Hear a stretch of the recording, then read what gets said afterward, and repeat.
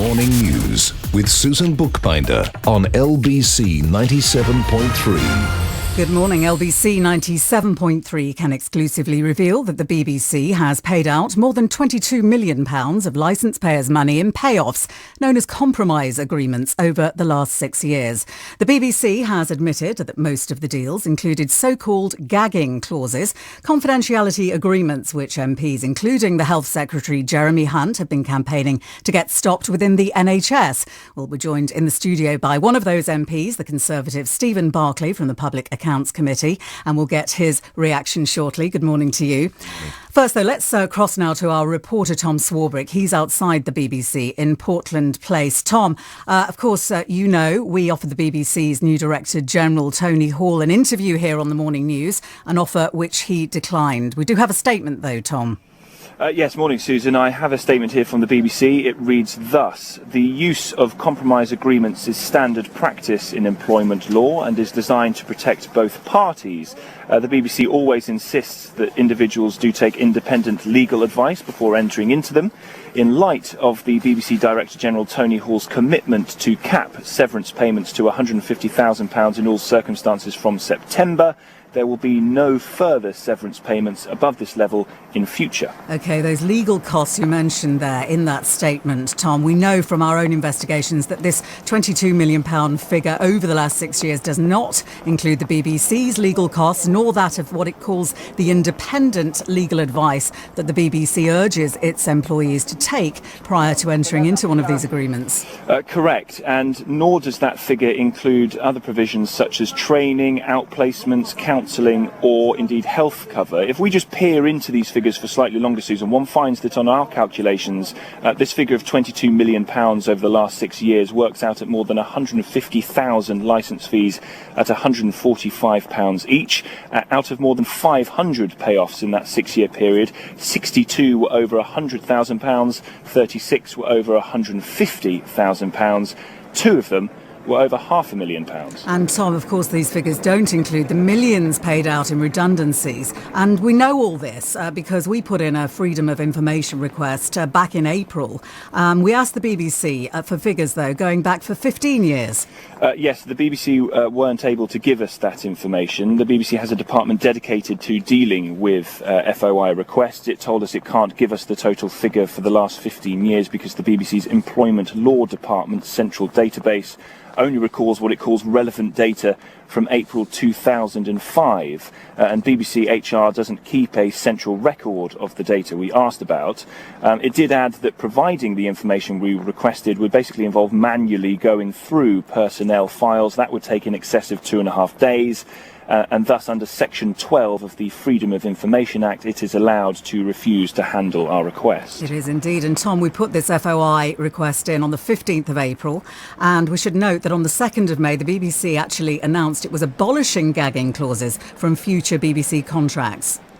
Yes, this was part of the measures introduced following the BBC Savile inquiry, which found that some staff were still too scared to speak out about sexism and bullying at the corporation. The new DG, Lord Hall, said dropping the gagging clauses would make it easier for some staff to come forward, and the BBC Trust has published Lord Hall's £450,000 contract in full, which includes a gagging order that bars him from criticising the corporation for 2 years after he leaves. Tom at the BBC's new broadcasting house, thank you. OK, let's discuss this with Stephen Barclay, MP. Only last week, Stephen, you were cross-examining the NHS boss, Sir David Nicholson, over the matter of gagging clauses. We were talking 15 million across the NHS there. So here we have 22 million in 6 years with the BBC. That's going some, isn't it? It is. It's a great investigation by LBC, and it reveals payments which go against the very essence of what the BBC says it stands for.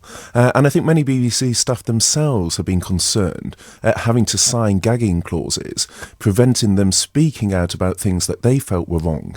And as your story alluded to with the Savile inquiry, what was clear is staff within the BBC felt unable because of bullying to speak out. And yet we see with these payments that this has been going on very recently, where staff have been silenced. and it's an abuse of the taxpayers' money. And, well, the BBC wouldn't tell us or couldn't tell us about the whole 15-year period we asked about. What kind of money do you really think could be involved? Well, clearly the sum of money is the tip of the iceberg, because there's legal fees, there's various other costs which you've alluded to.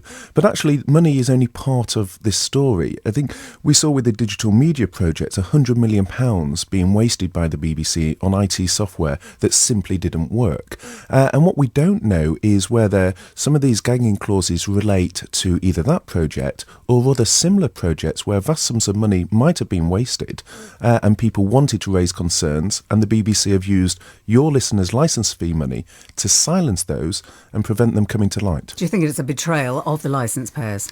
It is. People pay their licence so it can go to programme making. They want to pay for the next generation of John Sullivans, the writer of Only Fools and Horses, or world-class news gathering. That's what people pay their licence fee. And also BBC staff members themselves often feel very frustrated that there seems to be this cadre at the top of the BBC where one law seems to apply to them. They can use licence fee payers to cover up their mistakes, and yet another law applies to the BBC staff members themselves. I've seen one of these compromise agreements, and indeed a gagging order, and it's heavy stuff. Uses words such as "you will not say anything that could bring the BBC into disrepute." What do you think? What sort of things do you think the BBC are paying their ex-employees to keep quiet about? Well, one suspects things like bullying, the schemes that didn't work, like the digital media programme. And you're absolutely right. When I cross-examined Sir David Nicholson on the public accounts, he accepted that these clauses have a chilling effect. And it's paradoxical for a news organisation like the BBC to be gagging its own staff and preventing the public seeing stories which are of legitimate interest. And really what we've got to ensure is that the licence fee goes to programme making, not to save the embarrassment or the bad practice of senior BBC managers. So what are you going to do to make sure that happens? Well, we've got a hearing coming up on the Public Accounts Committee in July, where Mark Thompson and others on the 10th of July are due to give evidence. There's also a report due out next week from the National Audit Office. I think that's going to make further allegations against the BBC. And the cap that's being imposed wouldn't actually apply to 90% of the payments that your investigation has revealed. So clearly there is more work for the BBC to do. Stephen Barclay MP, thanks for coming in. Thanks for joining us here on the Morning News on LBC 97.3. And just to tell you that Miriam O'Reilly, who refused a gagging payout and successfully sued the BBC for age discrimination, will be joining my colleague Nick Ferrari to discuss this exclusive story later here on LBC 97.3.